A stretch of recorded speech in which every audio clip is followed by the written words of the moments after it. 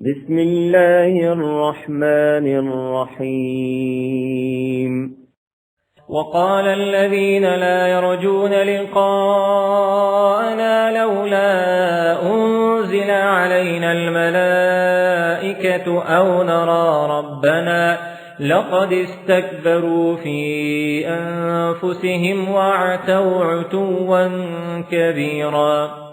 يوم يرون الملائكة لا بشرى يومئذ للمجرمين ويقولون حجرا محجورا وقدمنا إلى ما عملوا من عمل فجعلناه هباء منثورا أصحاب الجنة يومئذ خير مستقرا وأحسن مقيلا ويوم تشقق السماء بالغمام ونزل الملائكة تنزيلا الملك يومئذ الحق للرحمن وكان يوما على الكافرين عسيرا ويوم يعض الظالم على يديه يقول يا ليتني اتخذت مع الرسول سبيلا يا ويلتى ليتني لم اتخذ فلانا خليلا لقد أضلني عن الذكر بعد إذ جاءني وكان الشيطان للإنسان خذولا وقال الرسول يا رب إن قوم اتخذوا هذا القرآن مهجورا وكذلك جعلنا لكل نبي عدوا من المجرمين وكفى بربك هاديا ونصيرا وقال الذين كفروا لولا نزل عليه القرآن جملة واحدة كذلك لنثبت به فؤادك ورتلناه ترتيلا ولا يأتونك بمثل إلا جئناك بالحق وأحسن تفسيرا الذين يحشرون على وجوههم إلى جهنم أولئك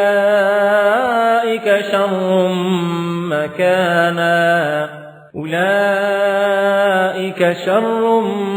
مكانا وأضل سبيلا ولقد آتينا موسى الكتاب وجعلنا معه أخاه هارون وزيرا فقلنا اذهبا إلى القوم الذين كذبوا بآياتنا فدمرناهم تدميرا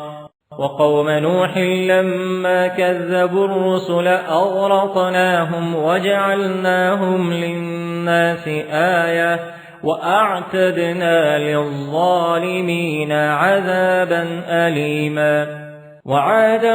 وثمود وأصحاب الرس وقرونا بين ذلك كثيرا وكلا ضربنا له الأمثال وكلا تبرنا تتبيرا ولقد أتوا على القرية التي أمطرت مطر السوء أفلم يكونوا يرونها بل كانوا لا يرجون نشورا وإذا رأوك إن يتخذونك إلا هزوا أهذا الذي بعث الله رسولا إن كاد ليضلنا عن آلهتنا لولا أن صبرنا عليها وسوف يعلمون حين يرون العذاب من أضل سبيلا أرأيت من اتخذ إلهه هواه أفأنت تكون عليه وكيلا أم تحسب أن أكثرهم يسمعون أو يعقلون إن هم إلا كالأنعام بل هم أضل سبيلا ألم تر إلى ربك كيف مد الظل ولو شاء لجعله ساكنا ثم جعلنا الشمس عليه دليلا ثم قبضناه إلينا قبضا يسيرا وهو الذي جعل لكم الليل لباسا والنوم سباتا وجعل النهار نشورا وهو الذي أرسل الرياح بشرا بين يدي رحمته وأنزلنا من السماء ماء طهورا لنحيي به بلدة ميتا ونسقيه مما خلقنا أنعاما وأناسيا كثيرا ولقد صرفناه بينهم ليذكروا فأبى أكثر الناس إلا كفورا ولو شئنا لبعثنا في كل قرية نذيرا فلا تطع الكافرين وجاهدهم به جهادا كبيرا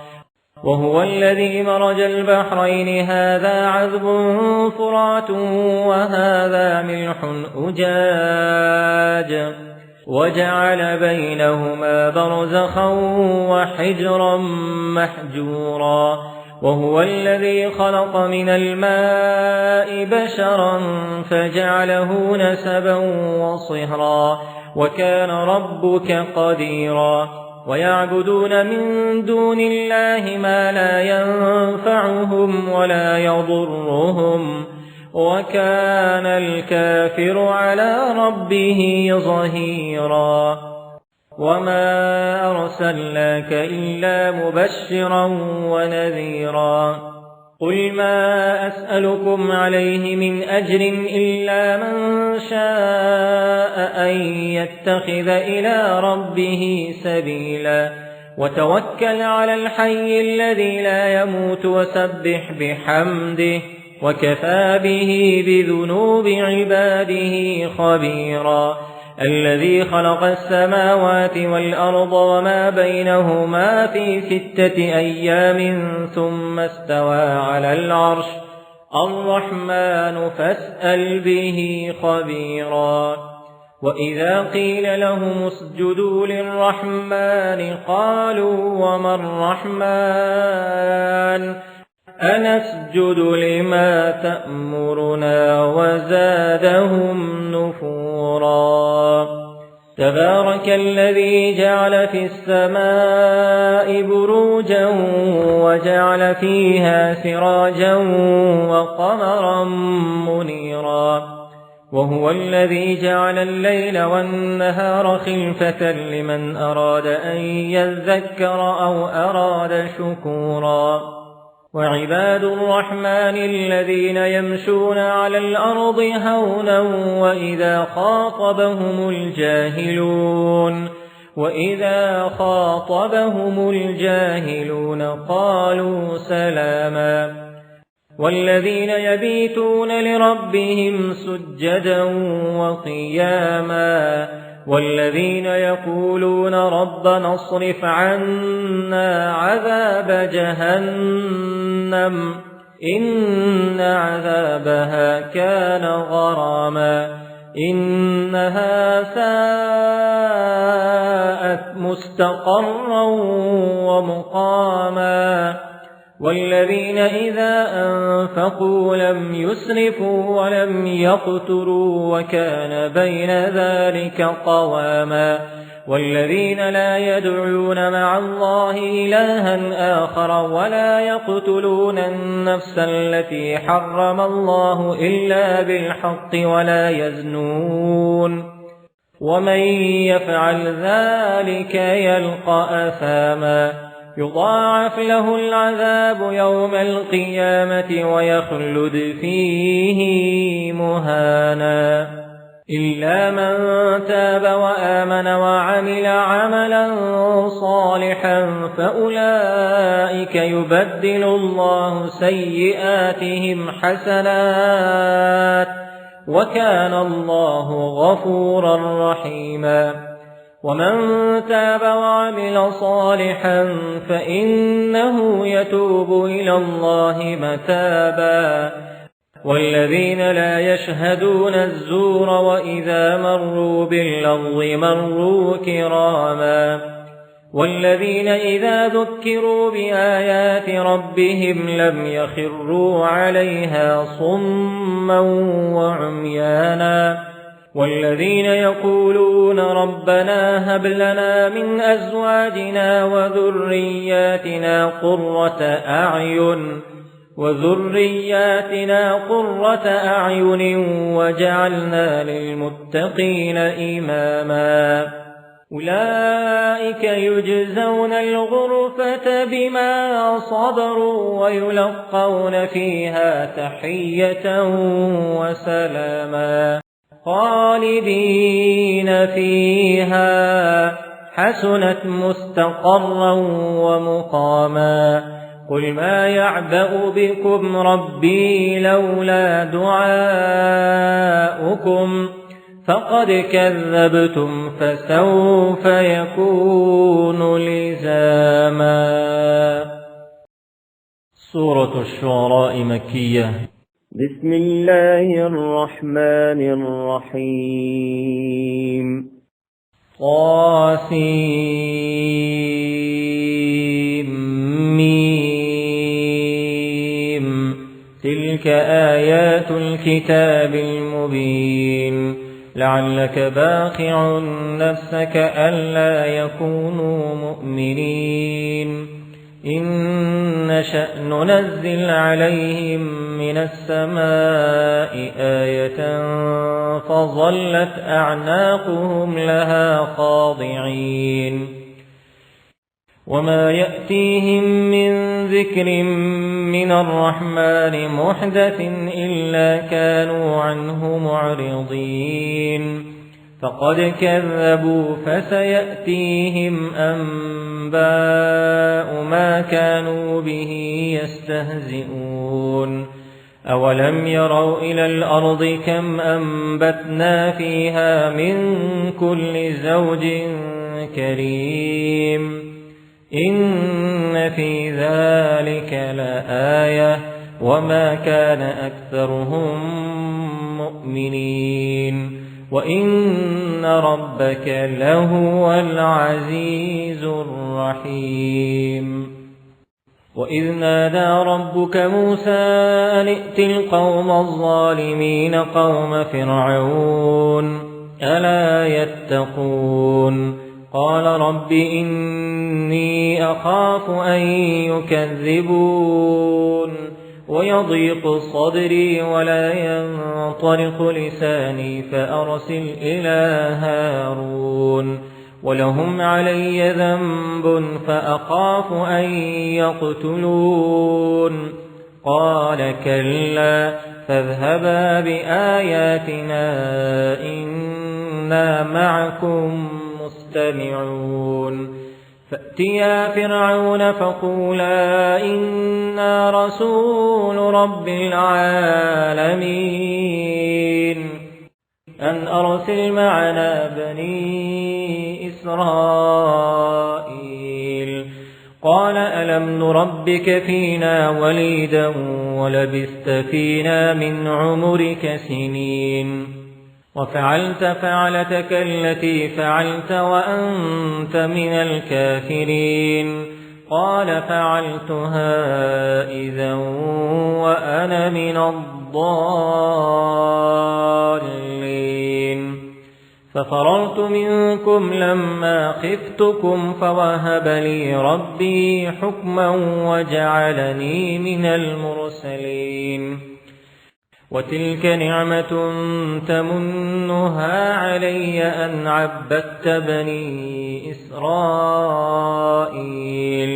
قال فرعون وما رب العالمين قال رب السماوات والأرض وما بينهما إن كنتم موقنين قال لمن حوله ألا تستمعون قال ربكم ورب آبائكم الأولين قال إن رسولكم الذي أرسل إليكم لمجنون قال رب المشرق والمغرب وما بينهما إن كنتم تعقلون قال لئن اتخذت إلها غيري لأجعلنك من المسجونين قال أولو جئتك بشيء مبين قال فأت به إن كنت من الصادقين فألقى عصاه فإذا هي ثعبان مبين ونزع يده فإذا هي بيضاء للناظرين قال للملأ حوله إن هذا لساحر عليم يريد أن يخرجكم من أرضكم بسحره فماذا تأمرون قالوا أرجه وأخاه وابعث في المدائن حاشرين يأتوك بكل سحار عليم فجمع السحرة لميقات يوم معلوم وقيل للناس هل أنتم مجتمعون لعلنا نتبع السحرة إن كانوا هم الغالبين فلما جاء السحرة قالوا لفرعون أئن لنا لأجرا إن كنا نحن الغالبين قال نعم وإنكم إذا لمن المقربين قال لهم موسى ألقوا ما أنتم ملقون فألقوا حبالهم وعصيهم وقالوا بعزة فرعون إنا لنحن الغالبون فألقى موسى عصاه فإذا هي تلقف ما يأفكون فألقي السحرة ساجدين قالوا آمنا برب العالمين رب موسى وهارون قال آمنتم له قبل أن آذن لكم إنه لكبيركم الذي علمكم السحر فلسوف تعلمون لأقطعن أيديكم وأرجلكم من خلاف ولأصلبنكم أجمعين قالوا لا ضير إنا إلى ربنا منقلبون إنا نطمع أن يغفر لنا ربنا خطايانا أن كنا أول المؤمنين وأوحينا إلى موسى أن نسر بعبادي إنكم متبعون فأرسل فرعون في المدائن حاشرين إن هؤلاء لشرذمة قليلون وإنهم لنا لغائظون وإنا لجميع حاذرون فأخرجناهم من جنات وعيون وكنوز ومقام كريم كذلك وأورثناها بني إسرائيل فأتبعوهم مشرقين فلما تراءى الجمعان قال أصحاب موسى إنا لمدركون قال كلا إن معي ربي سيهدين فأوحينا إلى موسى أن اضرب بعصاك البحر فانفلق فكان كل فرق كالطود العظيم وأزلفنا ثم الآخرين وأنجينا موسى ومن معه أجمعين ثم أغرقنا الآخرين إن في ذلك لآية وما كان أكثرهم مؤمنين وإن ربك لهو العزيز الرحيم واتل عليهم نبأ إبراهيم إذ قال لأبيه وقومه ما تعبدون قالوا نعبد أصناما فنظل لها عاكفين قال هل يسمعونكم إذ تدعون أو ينفعونكم أو يضرون قالوا بل وجدنا آباءنا كذلك يفعلون قال أفرأيتم ما كنتم تعبدون أنتم وآباؤكم الأقدمون فإنهم عدو لي إلا رب العالمين الذي خلقني فهو يهدين والذي هو يطعمني ويسقين وإذا مرضت فهو يشفين والذي يميتني ثم يحيين والذي أطمع أن يغفر لي خطيئتي يوم الدين رب هب لي حكما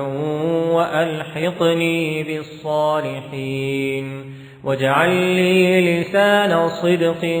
في الآخرين واجعلني من ورثة جنة النعيم واغفر لأبي إنه كان من الضالين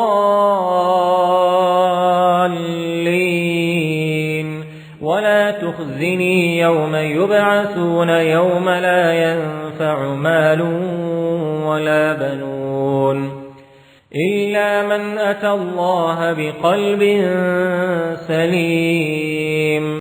وأزلفت الجنة للمتقين وبرزت الجحيم للغابين وقيل لهم أين ما كنتم تعبدون من دون الله هل ينصرونكم أو ينتصرون فكبكبوا فيها هم والغاوون وجنود إبليس أجمعون قالوا وهم فيها يختصمون تالله إن كنا لفي ضلال مبين إذ نسويكم برب العالمين وما أضلنا إلا المجرمون فما لنا من شافعين ولا صديق حميم فلو أن لنا كرة فنكون من المؤمنين إن في ذلك لآية وما كان أكثرهم مؤمنين وإن ربك لهو العزيز الرحيم كذبت قوم نوح المرسلين إذ قال لهم أخوهم نوح ألا تتقون إني لكم رسول أمين فاتقوا الله وأطيعون وما أسألكم عليه من أجر إن أجري إلا على رب العالمين فاتقوا الله وأطيعون قالوا أنؤمن لك واتبعك الأرذلون قال وما علمي بما كانوا يعملون إن حسابهم إلا على ربي لو تشعرون وما أنا بطارد المؤمنين إن أنا إلا نذير مبين قالوا لئن لم تنته يا نوح لتكونن من المرجومين قال رب إن قومي كذبون فافتح بيني وبينهم فتحا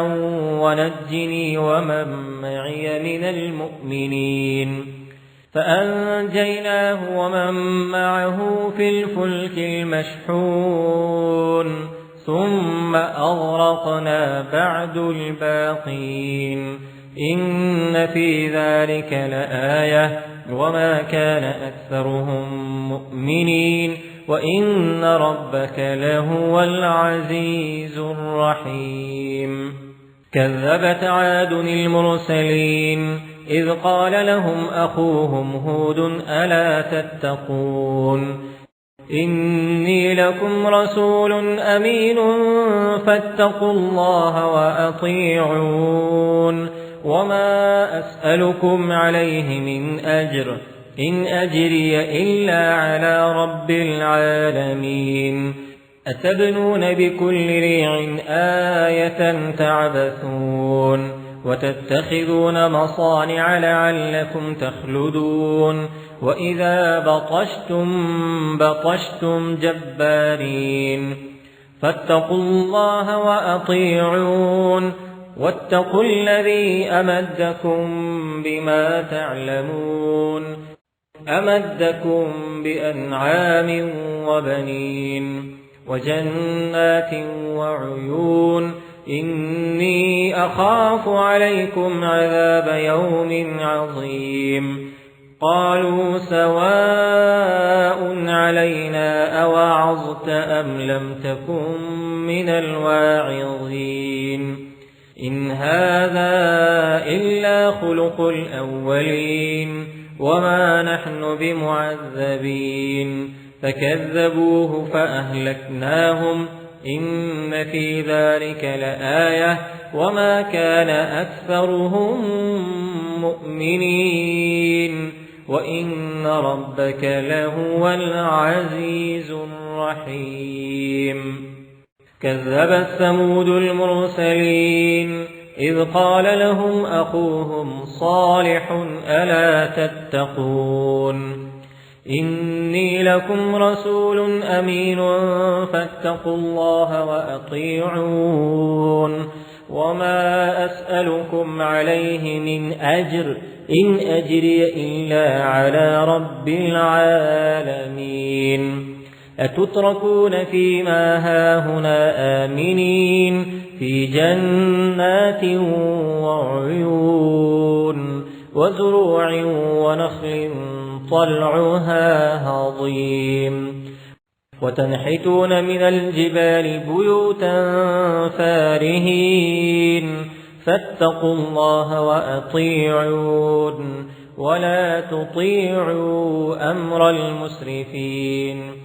الذين يفسدون في الأرض ولا يصلحون قالوا إنما أنت من المسحرين ما أنت إلا بشر مثلنا فأت بآية إن كنت من الصادقين قال هذه ناقة لها شرب ولكم شرب يوم معلوم ولا تمسوها بسوء فيأخذكم عذاب يوم عظيم فعقروها فأصبحوا نادمين فأخذهم العذاب إن في ذلك لآية وما كان أكثرهم مؤمنين وإن ربك لهو العزيز الرحيم كذبت قوم لوط المرسلين إذ قال لهم أخوهم لوط ألا تتقون إني لكم رسول أمين فاتقوا الله وأطيعون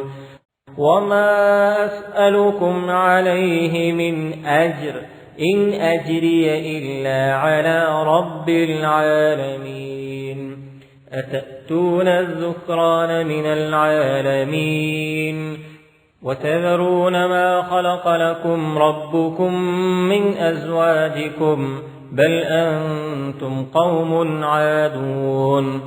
قالوا لئن لم تنته يا لوط لتكونن من المخرجين قال إني لعملكم من القالين رب نجني وأهلي مما يعملون فنجيناه وأهله أجمعين إلا عجوزا في الغابرين ثم دمرنا الآخرين وأمطرنا عليهم مطرا فساء مطر المنذرين إن في ذلك لآية وما كان أكثرهم مؤمنين وإن ربك لهو العزيز الرحيم كذب أصحاب الأيكة المرسلين إذ قال لهم شعيب ألا تتقون إني لكم رسول أمين فاتقوا الله وأطيعون وما أسألكم عليه من أجر إن أجري إلا على رب العالمين أوفوا الكيل ولا تكونوا من المخسرين وزنوا بالقسطاس المستقيم ولا تبخسوا الناس أشياءهم ولا تعثوا في الأرض مفسدين واتقوا الذي خلقكم والجبلة الأولين قالوا إنما أنت من المسحرين وما أنت إلا بشر مثلنا وإن نظنك لمن الكاذبين فأسقط علينا كسفا من السماء إن كنت من الصادقين قال ربي أعلم بما تعملون فكذبوه فأخذهم عذاب يوم الظلة إنه كان عذاب يوم عظيم إن في ذلك لآية وما كان أكثرهم مؤمنين وإن ربك لهو العزيز الرحيم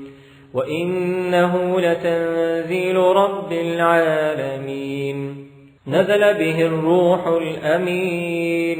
على قلبك لتكون من المنذرين بلسان عربي مبين وإنه لفي زبر الأولين أولم يكن لهم آية أن يعلمه علماء بني إسرائيل ولو نزلناه على بعض الأعجمين فقرأه عليهم ما كانوا به مؤمنين كذلك سلكناه في قلوب المجرمين لا يؤمنون به حتى يروا العذاب الأليم فيأتيهم بغتة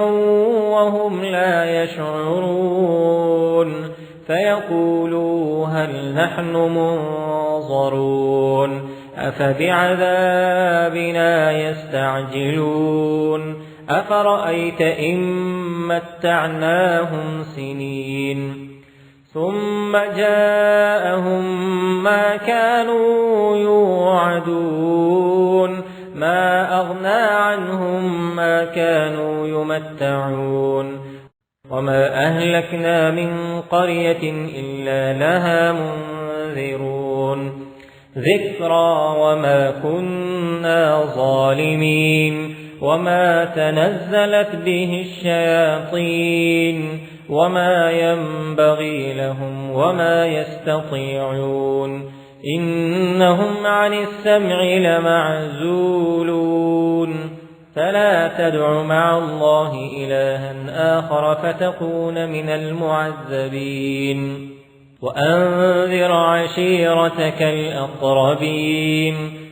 واخفض جناحك لمن اتبعك من المؤمنين فإن عصوك فقل إني بريء مما تعملون وتوكل على العزيز الرحيم الذي يراك حين تقوم وتقلبك في الساجدين إنه هو السميع العليم. هل أنبئكم على من تنزل الشياطين تنزل على كل أفاك أثيم يلقون السمع وأكثرهم كاذبون والشعراء يتبعهم الغاوون ألم تر أنهم في كل واد يهيمون وأنهم يقولون ما لا يفعلون إلا الذين آمنوا وعملوا الصالحات وذكروا الله كثيرا وانتصروا من بعد ما ظلموا وسيعلم الذين ظلموا أي منقلب ينقلبون. سورة النمل مكية. بسم الله الرحمن الرحيم. طاسين. تلك آيات القرآن وكتاب مبين هدى وبشرى للمؤمنين الذين يقيمون الصلاة ويؤتون الزكاة وهم بالآخرة هم يوقنون. إن الذين لا يؤمنون بالآخرة زينا لهم أعمالهم فهم يعمهون أولئك الذين لهم سوء العذاب وهم في الآخرة هم الأخسرون. وإنك لتلقى القرآن من لدن حكيم عليم. إذ قال موسى لأهله إني آنست نارا سآتيكم منها بخبر أو آتيكم بشهاب قبس لعلكم تصطلون. فلما جاءها نودي أن بورك من في النار ومن حولها وسبحان الله رب العالمين. يا موسى إنه أنا الله العزيز الحكيم وألق عصاك. فلما رآها تهتز كأنها جان ولا مدبرا ولم يعقب. يا موسى لا تخف إني لا يخاف لدي المرسلون إلا من ظلم ثم بدل حسنا بعد سوء فإني غفور رحيم. وأدخل يدك في جيبك تخرج بيضاء من غير سوء في 9 آيات إلى فرعون وقومه إنهم كانوا قوما فاسقين. فلما جاءتهم آياتنا مبصرة وقالوا هذا سحر مبين وجحدوا بها واستيقنتها أنفسهم ظلما وعلوا فانظر كيف كان عاقبة المفسدين. ولقد آتينا داود وسليمان علما وقال الحمد لله الذي فضلنا على كثير من عباده المؤمنين. وورث سليمان داود وقال يا أيها الناس علمنا منطق الطير وأوتينا من كل شيء إن هذا لهو الفضل المبين. وحشر لسليمان جنوده من الجن والإنس والطير فهم يوزعون حتى إذا أتوا على واد النمل قالت نملة يا أيها النمل ادخلوا مساكنكم لا يحطمنكم سليمان وجنوده وهم لا يشعرون فتبسم ضاحكا من قولها وقال رب أوزعني أن أشكر نعمتك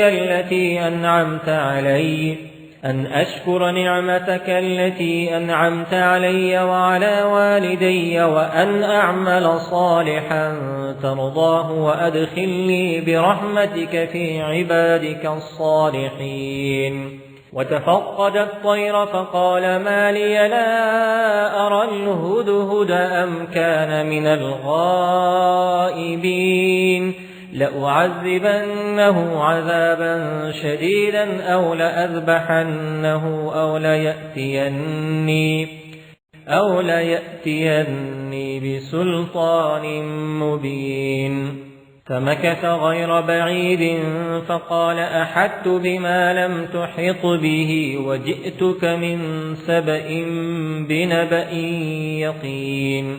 إني وجدت امرأة تملكهم وأوتيت من كل شيء ولها عرش عظيم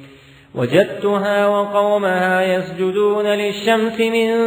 دون الله وزين لهم الشيطان أعمالهم فصدهم عن السبيل فهم لا يهتدون